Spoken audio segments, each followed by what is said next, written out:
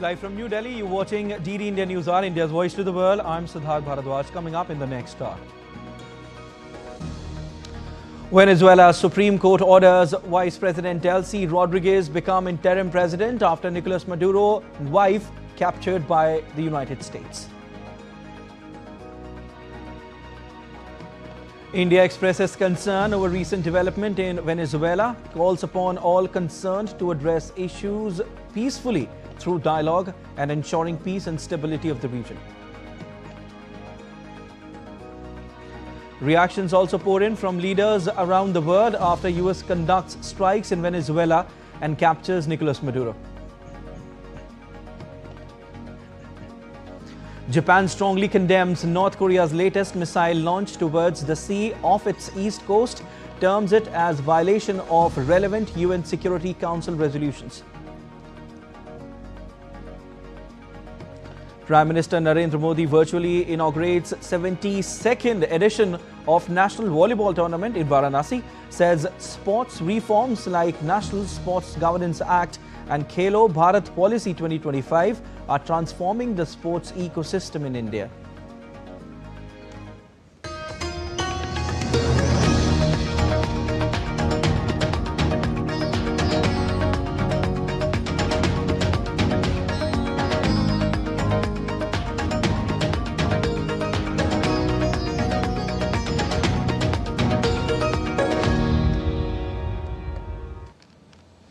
Venezuelan President Nicolas Maduro, who was captured by US forces on Saturday, is currently being held at a New York jail to face trial for drug trafficking charges.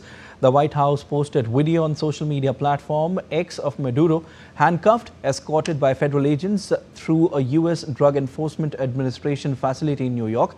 Maduro, who was indicted on various US charges including narco-terrorism conspiracy, is expected to make an initial appearance in Manhattan Federal Court on Monday. Earlier on Saturday, the US launched a wide-scale air, land and sea military attack on Venezuela involving at least 150 aircrafts. Maduro and his wife were captured and flown out of the country.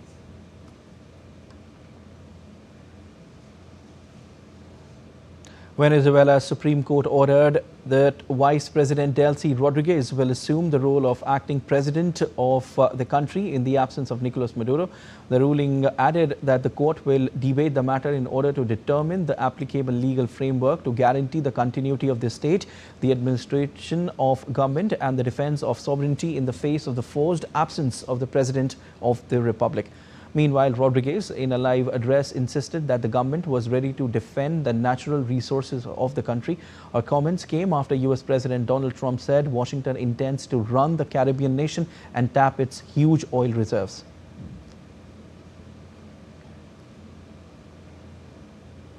Let's take a look how US captured Venezuelan President Maduro. Donald Trump gives the mission the go-ahead on Friday. US bombed Venezuela on Saturday. First explosions heard in capital Caracas and surrounding areas early morning. 150 aircrafts launched towards Venezuela from 20 different US bases. Special US forces approached Maduro's compound in Caracas. US forces captured Maduro's wife. Operation concludes with Maduro's capture. Maduro and his wife embarked on the USS Iwo Jima. Maduro taken to Metropolitan Detention Center in Brooklyn to face drug trafficking related charges.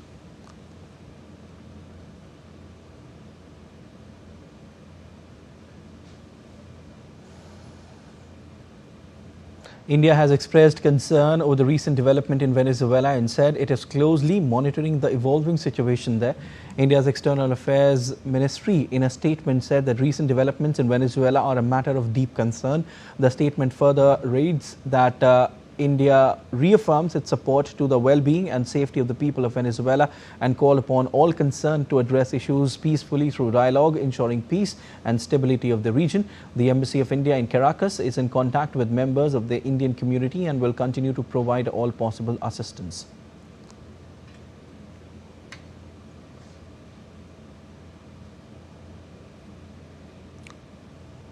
India also urged its nationals to avoid all non-essential travel to Venezuela after US troops captured the South American country's President Nicolas Maduro and took them to the US following a military assault on Caracas.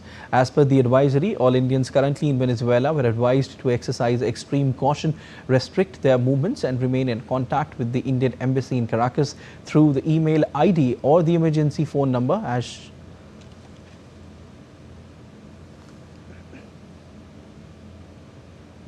the world reacted to US strikes on Venezuela capturing Maduro on Saturday. French President Emmanuel Macron praised the US removal of Venezuelan leader Nicolas Maduro and said the transition must be peaceful, democratic and respectful of the will of its people.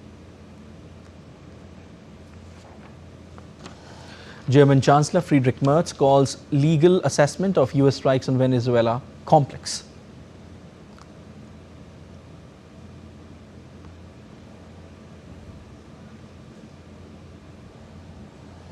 Israeli Prime Minister Benjamin Netanyahu praises Trump for capturing Venezuela's President Nicolas Maduro, salutes his decisive resolve and the brilliant action of brave soldiers.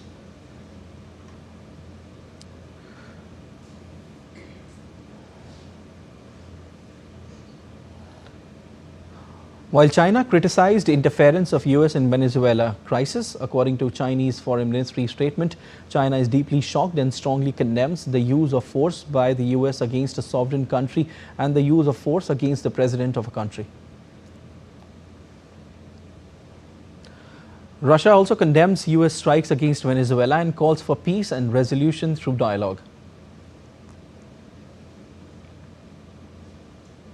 British Prime Minister Keir Starmer has refused to be drawn on whether or not US President Donald Trump's military action against Venezuela may have broken international law.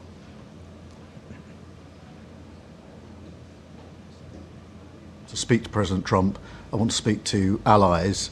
As I say, I can be absolutely clear that we were not involved in that.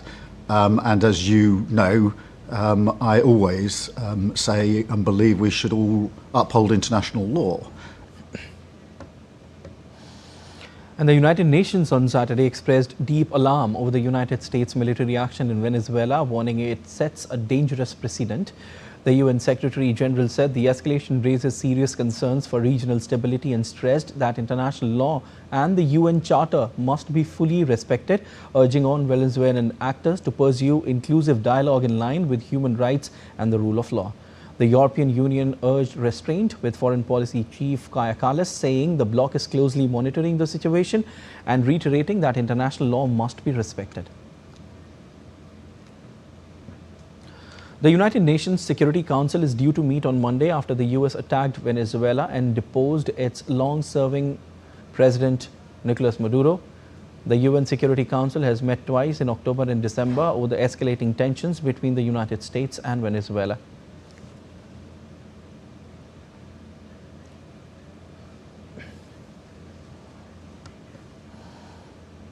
And DD India's Akshay Dongre joins us live on the story. Hi, Akshay. A very good afternoon to you. Akshay, we all know what happened in the past few hours. What's the latest that you're tracking on this? Well, the latest as far as the entire saga of Maduro being arrested and being flown to the US to be tried in US court under US laws by US judges is that, as of now, there is a lot of movement happening around the world as far as grasping this situation is concerned. We have a few countries like China, Russia, Colombia, some Brazil, countries who have criticized the sort of kidnapping, and we will call it kidnapping because it is kidnapping by a country and their military of another country's sovereign president that was ruling the country. In fact, after the kidnapping of Maduro, he has been taken to the US to be tried, and the sort of rules that are there in the UN Charter, the international rules that persist and that keep the world running in a impartial manner, those have been shattered once again by the United States and especially now with President Donald Trump coming out in the open to display how might is right as far as the situation is concerned. There are countries in the European Union that are right now evaluating the action that has been taken, and then there are countries in the other parts of the world that are seeing this entire situation with quite a lot of horror. As of now, what we are hearing from the Vice President is that of Venezuela is that she is going to protect the natural resources of the country. That includes the biggest proven reserve of oil that was attracting the United States, and the US had its eyes on the reserves for a very long time. The Venezuelan government at this point in time is being taken over by the Vice President of the country. But what we are also hearing from the US is that they also effectively want to run the government and install a pro-US company sort of a leader there. And from anything, if we have learned from Cuba, where the US has tried the same tactic, is that it may backfire with people rising up against the companies of another country if they try to sort of exploit the natural resources of that region. Right. Akshay, also there are different reactions coming from the world leaders, and some world leaders are saying that whatever happened was right, but there are some other countries who are saying that it's not right, including China. So what's the latest in that?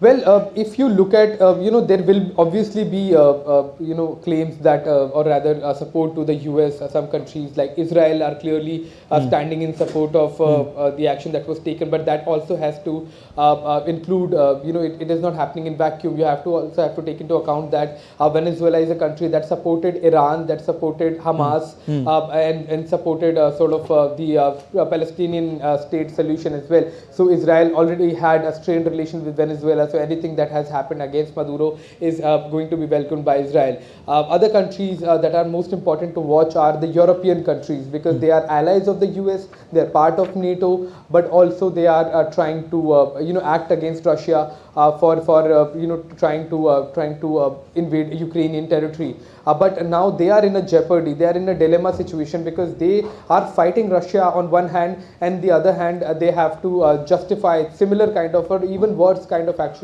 by their own ally, that is the United States of America. That is in fact the biggest participant in terms of military and economy to the NATO membership. So they are in a sort of a dilemma, and many of the hypocrisy of not only the US media but also many of the American allies are being exposed, because they were questioning Russia, they questioned China, but when it comes to US and US taking even worse actions, then there is a pin drop silence on that issue. Absolutely, and also this is not something new for the United States, Akshay, but we leave it there. Thank you so much for all these updates. Thank you so much. The United States lifted airspace restrictions over the Caribbean late on Saturday after barring commercial flights during a US military operation in Venezuela. US Transportation Secretary Sean Duffy, in a social media post, stated that the initial restrictions expired at 5 GMT on Sunday, when flights could resume as scheduled. He further said that airlines have also been informed about lifting of restrictions. Earlier, the US Federal Aviation Administration notified commercial airlines on Saturday to avoid Caribbean airspace, citing a potentially hazardous situation. The notice said the closure was issued due to safety of flight risks associated with ongoing military activity.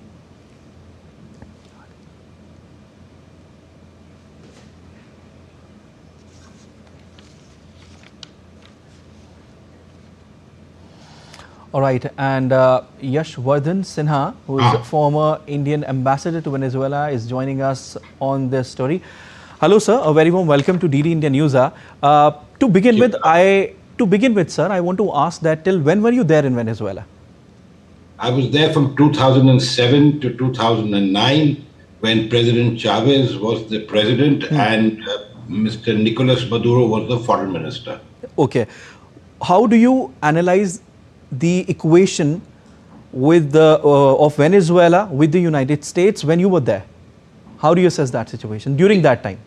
It has always been a troubled relationship, because in the past 30-35 years ago, before President Chavez came to power, the Venezuela was very much ruled by a pro-American government Now, when I use the word pro and anti, it has to be qualified, because what has happened is that the American oil companies basically invested in Venezuela and control the production of oil. As you're aware, Venezuela has the largest oil reserves in the world.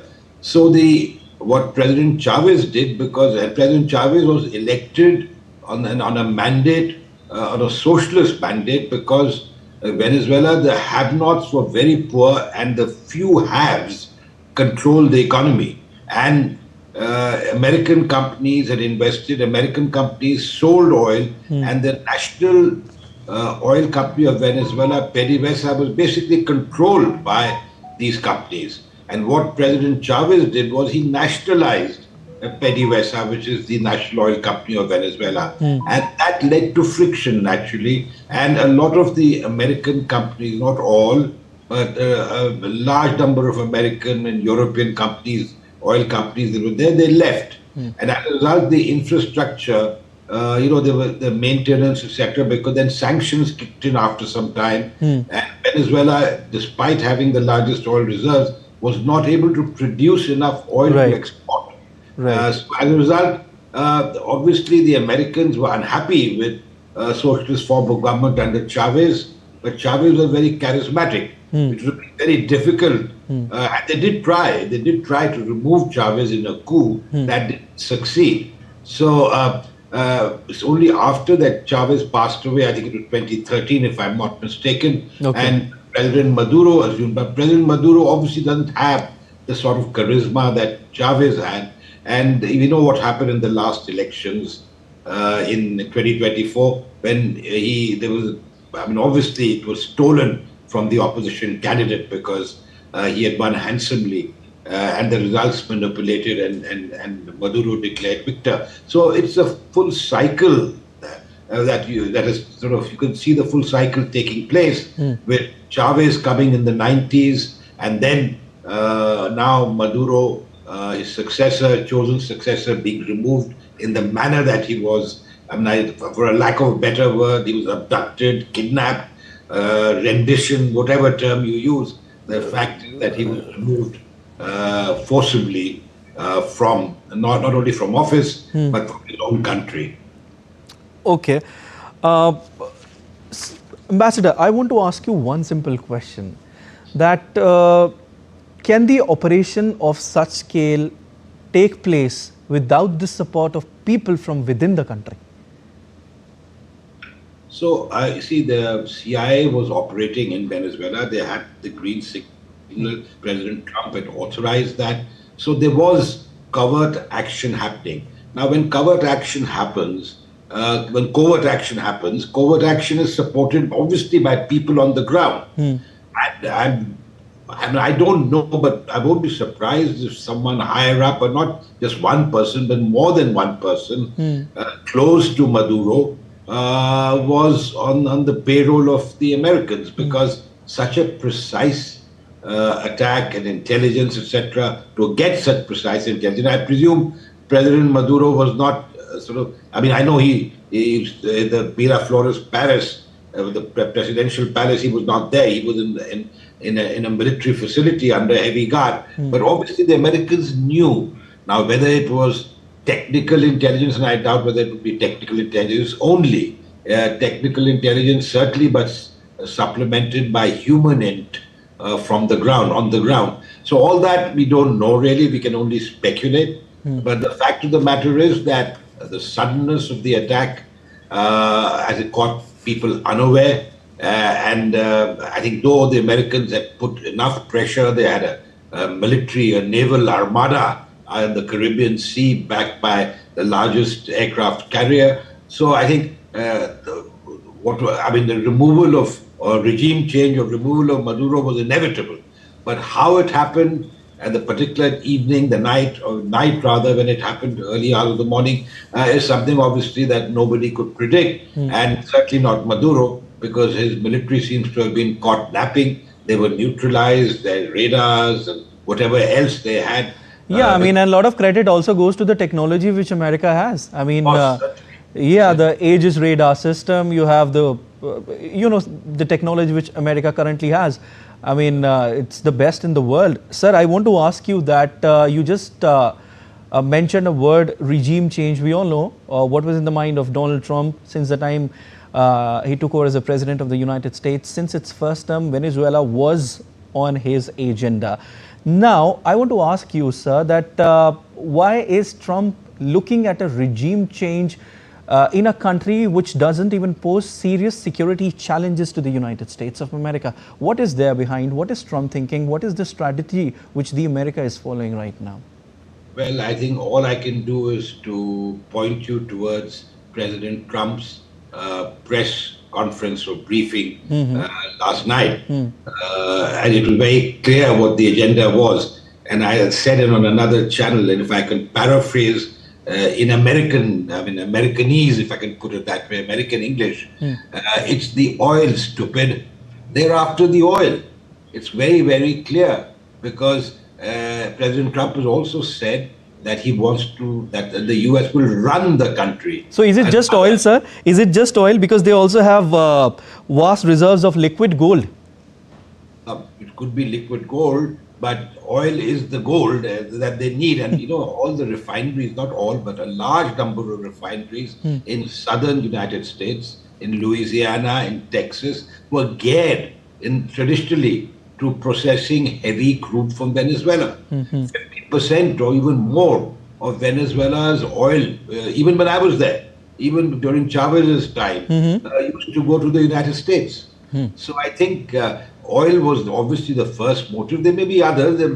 Venezuela is not a small country. It's a resource-rich country. And right on the Caribbean Sea, located very strategically, the northern sort of tip of the South American continent. And I think traditionally always been an ally of the United States. The United States controlled what happened in Venezuela. It's only the last 25 odd years that that is not happening. So I think President Trump made it very clear that that America they invested in this is our oil. He called Venezuelan oil our oil. Yeah, exactly. He said that during the press conference yesterday, he said that Venezuela has stole United States oil. Apart from that, sir, there are some reactions coming in from... Quite bizarre, isn't it? Yeah, exactly my point. But you've correctly mentioned it that Venezuela has one of the largest reserves of crude oil in the world. But the problem with them... The largest, in fact. Okay. But the problem with them is that they can't take out that oil because it requires a lot of money. It requires a lot of technology, which when sanctions kicked in, further troubled Venezuela. Now, there are reactions coming in from different countries. There are world leaders who are reacting on the capture of Nicolas Maduro. Some are saying that's right. Some are saying that's wrong. China is saying that it's wrong. And they, according to some reports, have asked for the immediate release of Nicolas Maduro. Is it because that China has invested a lot in Latin America? No, you see, we have to see it in context.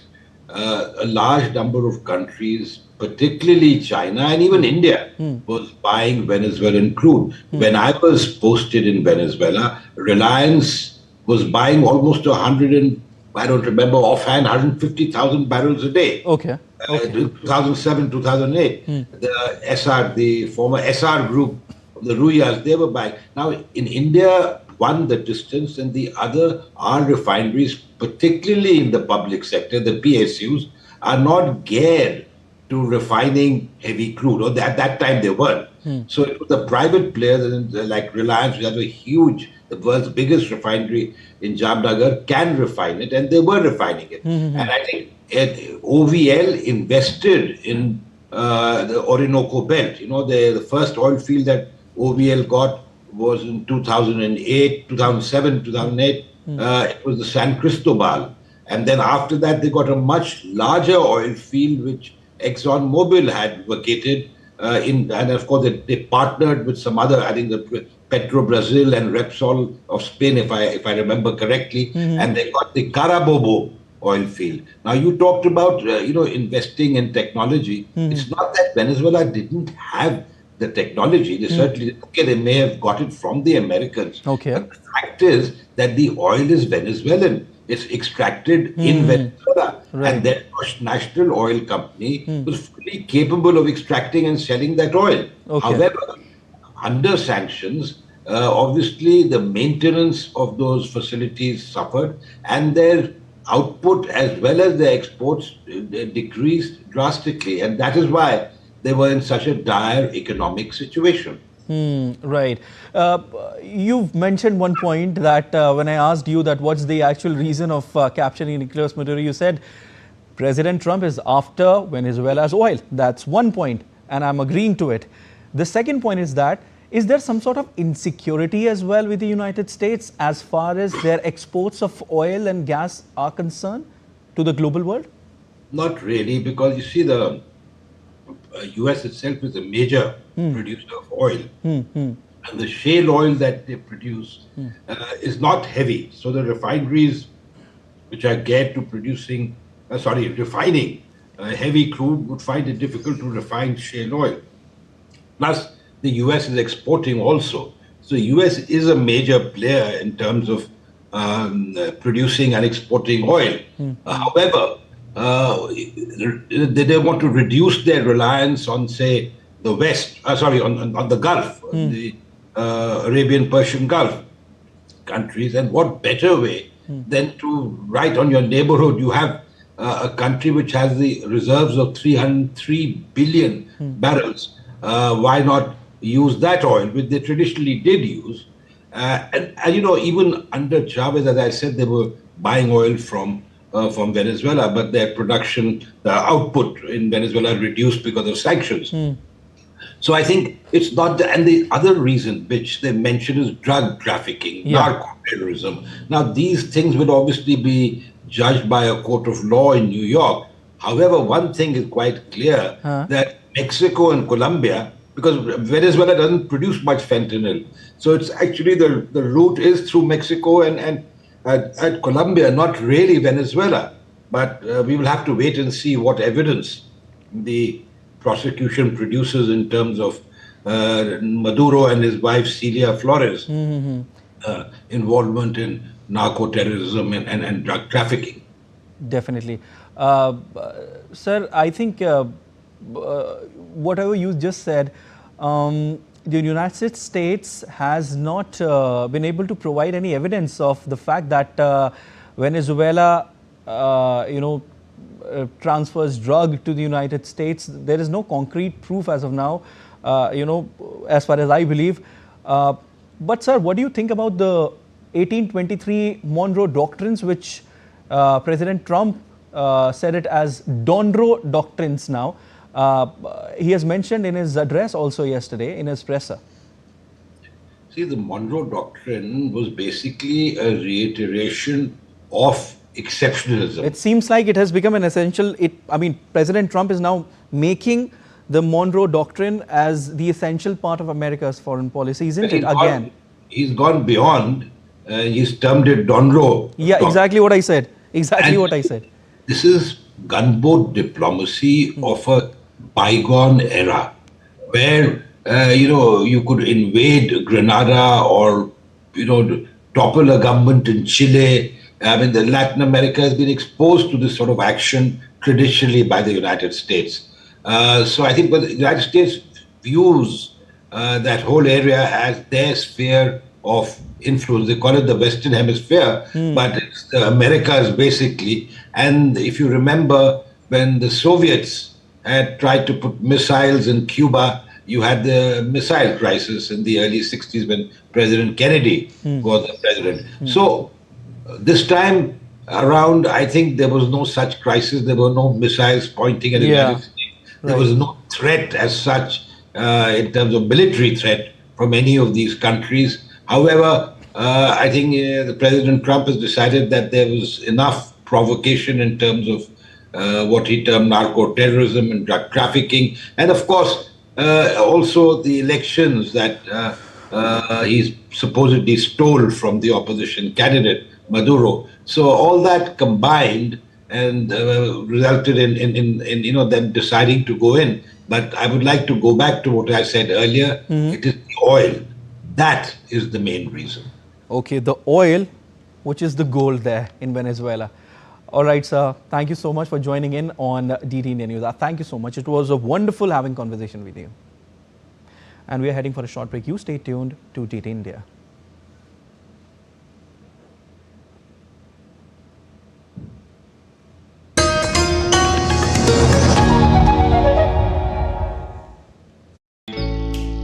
Jharkhand will mesmerize you with majestic nature, rich heritage and colorful culture. Hello. Johar. It fits perfectly. Thank you. Full workout हो गया. Ready?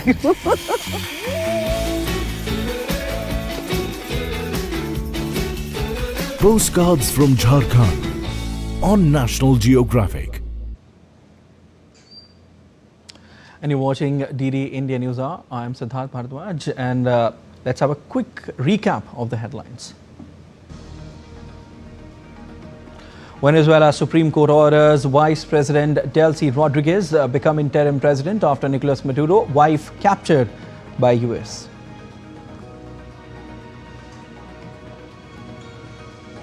India expresses concern over recent development in Venezuela, calls upon all concerned to address issues peacefully through dialogue, ensuring peace and stability of the region. Reactions also pour in from leaders around the world after US conducts strikes in Venezuela and captures Nicolas Maduro. Japan strongly condemns North Korea's latest missile launch towards the sea off its east coast, terms it as violation of relevant UN Security Council resolutions. PM Modi virtually inaugurates 72nd edition of National Volleyball Tournament in Varanasi, says sports reforms like National Sports Governance Act and Khelo Bharat Policy 2025 are transforming the sports ecosystem in India.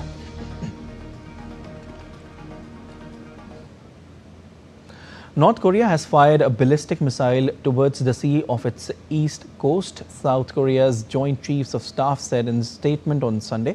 According to Japan's Ministry of Defense, the missile is believed to have already fallen. The last time Pyongyang tested its ballistic missile was in November. North Korean leader Kim Jong-un called for more than double the production capacity of tactical guided weapons on his latest visit to a munitions factory. The first launch of North Korea's ballistic missiles in 2 months comes as South Korean President Lee Jae-myung left for China on Sunday for state visit, where Seoul has said peace on the Korean peninsula would be discussed.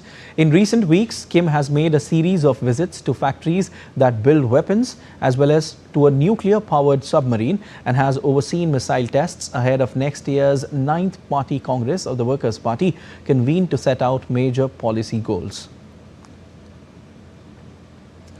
Japan's defense ministry has meanwhile said it had lodged a stern protest and strongly condemned a reported launch of several ballistic missiles by North Korea towards the sea off its east coast.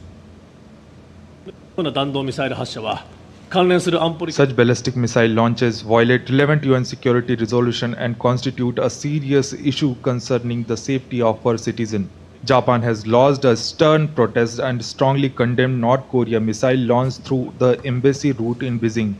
The Ministry of Defense will continue to work closely with United States, South Korea and other parties to protect the life and properties of our people by dedicating all effort to information gathering, analysis and vigilance.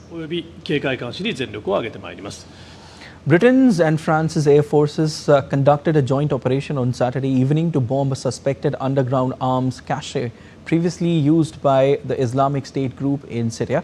British Defense Secretary described the strike on Saturday as part of ongoing efforts to prevent Daesh from rebuilding its capabilities and spreading what he called its dangerous and violent ideologies. Western aircraft have been conducting patrols to stop a resurgence of the Islamist militant group that ruled parts of Syria until 2019.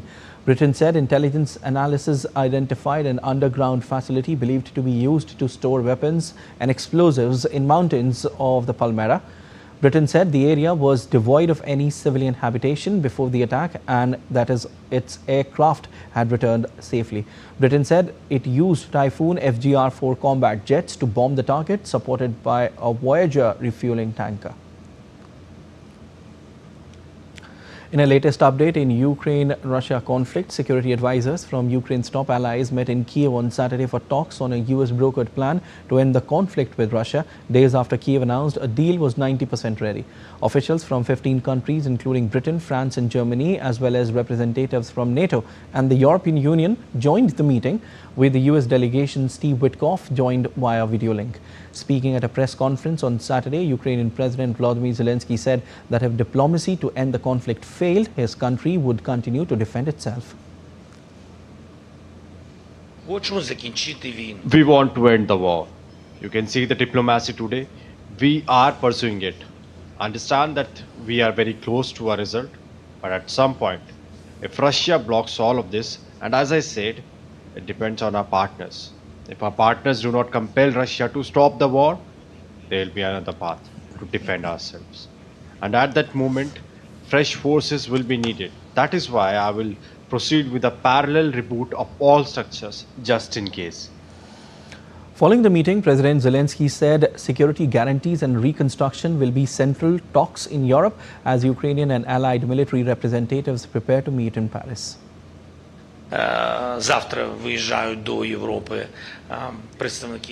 During these meetings, there will be meetings with President Trump's team. These meetings will also take place in Paris. They'll last a day or maybe 2 days. We'll see how it goes.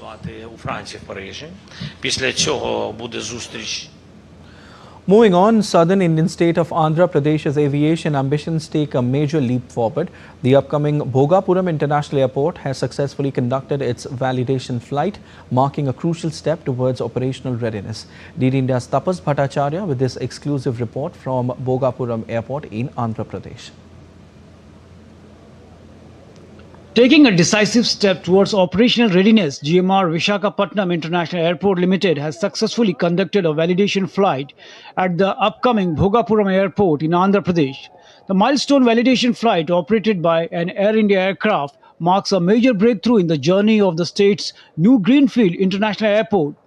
The flight was conducted in the presence of Union Minister for Civil Aviation Kinjarapu Ram Mohan Naidu, senior officials from Ministry of Civil Aviation, Airports Authority of India, the Government of Andhra Pradesh and leadership from the GMR Group.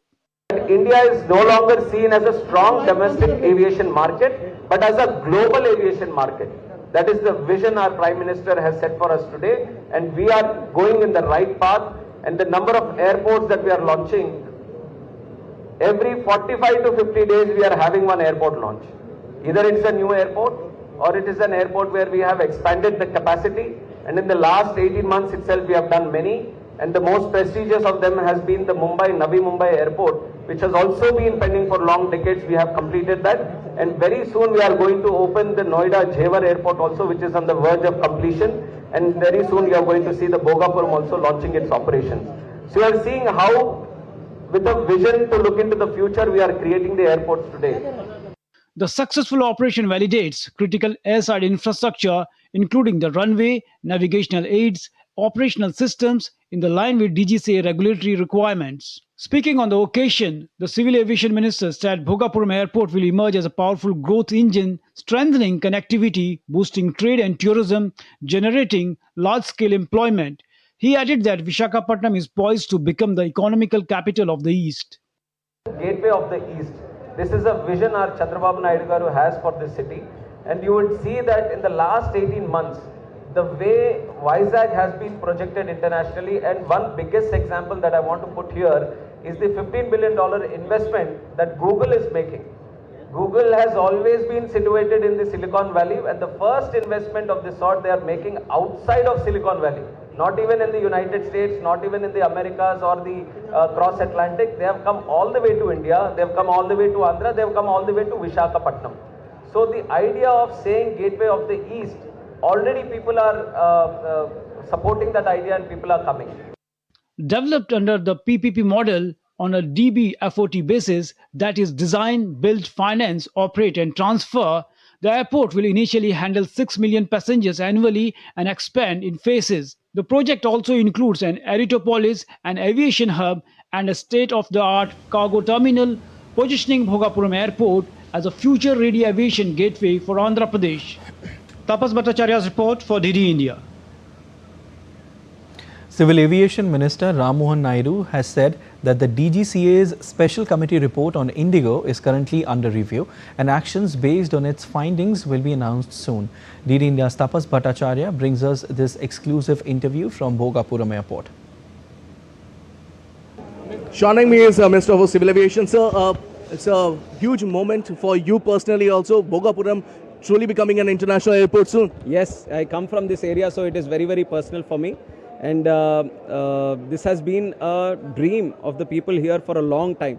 Because you have seen that whenever you see a new airport coming in or inaugurating, then the whole economic situation around the airport changes, right from real estate to tourism, to trade and all the other sectors that are involved. Everything gets a good boost. So there is a lot of expectation from this airport. What can we expect from here? We were talking about making it a gateway of the East. We believe that all the states will be coming here.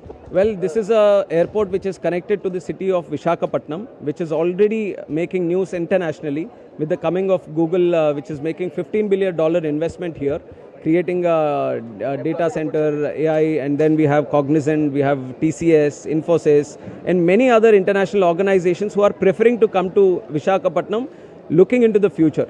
So once you have these international organizations coming here, most important thing becomes the connectivity. Yeah. So for that connectivity, we want to cater for the international connectivity, giving global standards. So that is why if you look at the airport, you see that the futuristic design is there, sustainability angle is there, and we are providing with all, the runway length is 3,800 meters, which is going to carry for the biggest of the biggest planes, which can land from anywhere. So thinking about the future, we have created the infrastructure. Last question, sir, when we talk about the Indigo, it's there with the ministry now. What can we expect and when can we expect the report? We want to be very thorough with the action that we are taking. So we are analyzing it in an in-depth way. We have asked for details from the DGCA also. So once we get the compilation, we are going to take action. Much appreciated time. So that was the Minister for Civil Aviation, Ram Mohan Naidu, saying that they are all set for this Bhogapuram International Airport. And more importantly, the report on Indigo will come out very soon. With camera person Aniket, this is Tapas Bhattacharya for DD India from Bhogapuram International Airport in North Andhra Pradesh. India's Minister of State, Science and Technology and Earth Sciences, Dr. Jitendra Singh, unveiled key initiatives to strengthen India's R&D and innovation ecosystem. These initiatives include the rollout of guidelines for recognition of in-house R&D centers of deep tech startups, the launch of the PRISM network platform, and TOSEC Innovator Pulse and Creative India under the PRISM scheme. The occasion also witnessed the release of the DSIR Disaster Management Plan and the exchange of MOUs with stakeholders, reinforcing collaborative, resilient and innovation-led national development. The minister highlighted that India is not only realizing the Prime Minister's vision of Atmanirbhar Bharat, but is also emerging as a nation others increasingly rely upon. He also underscored how women, by taking leadership roles across sectors, are driving the nation's journey on women's empowerment. As Dr. Das mentioned, that all this also is keeping with the flagship priorities of Prime Minister Shri Narendra Modi and the Atmanirbhar Bharat. But I have the courage to say that we have actually gone beyond that. We are not only Atmanirbhar, we are now in the process of making others Nirbhar on us. We have more than 10,000 women beneficiaries out of these CSIR schemes currently, and out of them more than 55 are women-led startup groups. Here's your weather update for parts of India on 4th of January 2026. Foggy and cold conditions prevail across many northern and eastern regions today. Isolated cold day conditions occur over Uttarakhand today. Dense to very dense fog prevails in Punjab, Haryana, Chandigarh, East Rajasthan, Odisha and parts of Uttar Pradesh during morning and night hours. Minimum temperatures fall slightly over northwest and central India, while most of the country experiences no major change. Cold wave conditions affect isolated pockets of East Rajasthan, Punjab, Haryana and Delhi.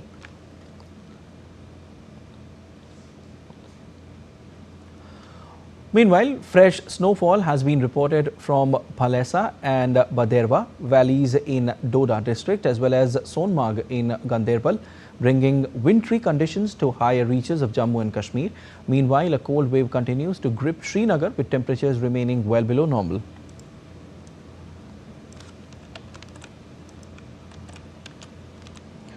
Severe cold conditions prevail in Ajmer as temperatures continue to dip across the region.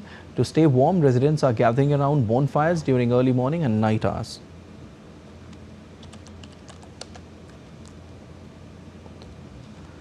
A thick layer of fog has enveloped several parts of Bhubaneswar, reducing visibility during early morning hours.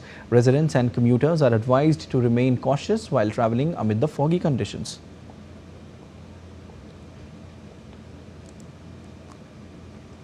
Cold wave conditions have led to a dense layer of fog blanketing Warangal, affecting visibility across the district. Similar foggy conditions have been reported from Hyderabad as the city continues to experience a cold spell. Dense fog along with cold winds has gripped Haridwar, leading to reduced visibility across the city and various districts of Uttarayan. Moradabad is witnessing cold wave conditions along with dense fog, severely reducing visibility in fact across the city. Similar weather prevails in Ayodhya, where dense fog and cold conditions continue to grip the region.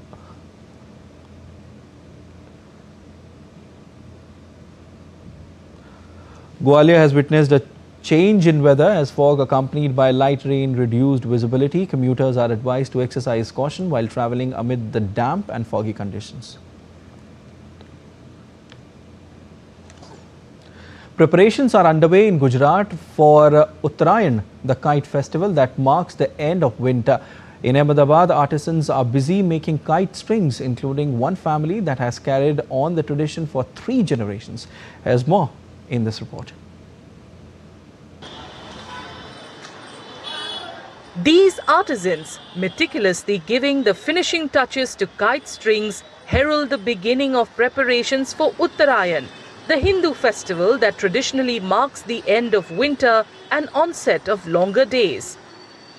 At the heart of celebrations in Gujarat is kite flying, and crafting the perfect kite string is an art that requires skill and experience. Rupesh Thakur, a third-generation artisan in Ahmedabad, has been continuing this delicate craft, carrying forward a family legacy that spans more than 6 decades. Rupesh takes pride in the fact that his strings are all eco-friendly, helping make the festivities safe and sustainable for the environment. मैं chemical use करता हूँ, शीशा कम use करता हूँ। ये हर जगह नहीं बन पाती है डोर, ये डोर में बहुत मेहनत लगती है और ये केमिकल जो यूज कर रहा हूँ, इसमें कोई किसी को दिक्कत नहीं हो सकती। Rupesh also urges people to avoid using Chinese manjha, saying it is harmful for the environment and dangerous especially for birds.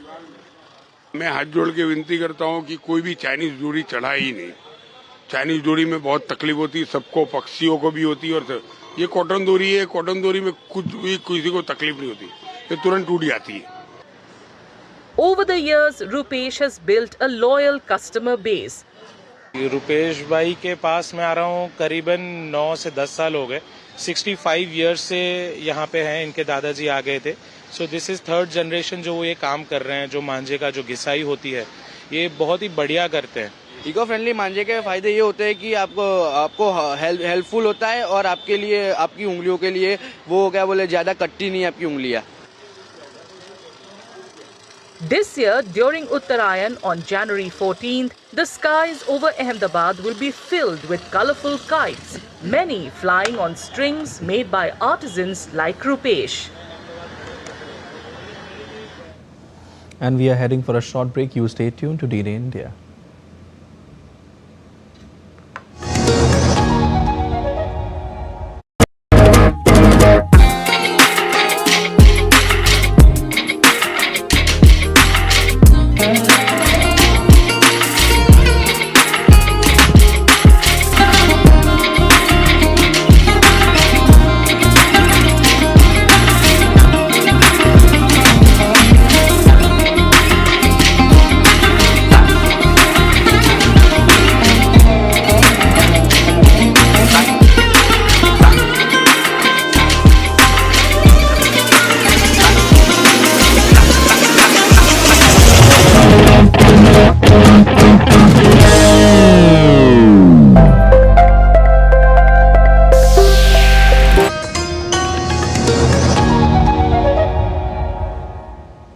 You're watching DD India News Hour. I'm Siddharth Bharadwaj, and time now for some sports news. Underscoring the growing emphasis on strengthening sports infrastructure and promoting athletic development, Prime Minister Narendra Modi inaugurates the 72nd National Volleyball Tournament via video conferencing. The inaugural ceremony is being held at Dr. Sampurna Nand Sports Stadium, Varanasi. The tournament, being held from 4th to 11th of January, will witness participation from across India, with over 1,000 players competing as part of 58 teams representing various states and institutions. The tournament is expected to showcase high standards of competition, sportsmanship and talent in Indian volleyball. The tournament will further enhances the city's profile as a hub for major national events, aligning with its expanding role in hosting significant cultural and sporting initiatives. Addressing the event virtually, Prime Minister applauded how India is moving forward as every citizen contributes with an India-first mindset, driving the nation's progress together. Volleyball हमें सिखाती है कि कोई भी जीत अकेले नहीं होती। हमारी जीत हमारे कोऑर्डिनेशन, हमारे विश्वास और हमारी टीम की तत्परता पर निर्भर होती है। हर किसी की अपनी भूमिका है, अपनी जिम्मेदारी है और हम तभी सफल होते हैं जब हर कोई अपनी जिम्मेदारी को बखूबी निभाता है, गंभीरता से निभाता है। हमारा देश भी इसी तरह आगे बढ़ रहा है। स्वच्छता से डिजिटल पेमेंट तक और एक पेड़ मां के नाम से लेकर विकसित भारत के अभियान तक हम इसलिए प्रगति कर रहे हैं क्योंकि देश का हर एक जन, हर एक वर्ग, हर प्रांत एक सामूहिक चेतना से, इंडिया फर्स्ट की भावना से देश के लिए काम कर रहा है। Prime Minister Narendra Modi also lauded how, through provisions such as the National Sports Governance Act and the Khelo Bharat Policy 2025, are transforming the sports ecosystem in India. Sports sector में भी सरकार ने बड़े रिफॉर्म्स किए हैं। National sports governance act और खेलो भारत नीति 2025, इस प्रकार के प्रावधानों से सही टैलेंट को अवसर मिलेगा। खेल संगठनों में ट्रांसपेरेंसी बढ़ेगी। देश के युवाओं को स्पोर्ट्स और एजुकेशन दोनों ही क्षेत्रों में एक साथ आगे बढ़ने का अवसर मिलेगा। साथियों, आज टॉप्स जैसे इनिशिएटिव से भारत में स्पोर्ट्स इकोसिस्टम ट्रांसफॉर्म हो रहा है। एक तरफ हम अच्छा इंफ्रास्ट्रक्चर और फंडिंग मैकेनिज्म तैयार कर रहे हैं और इसके साथ ही नौजवानों को शानदार एक्सपोजर देने के लिए भी काम कर रहे हैं।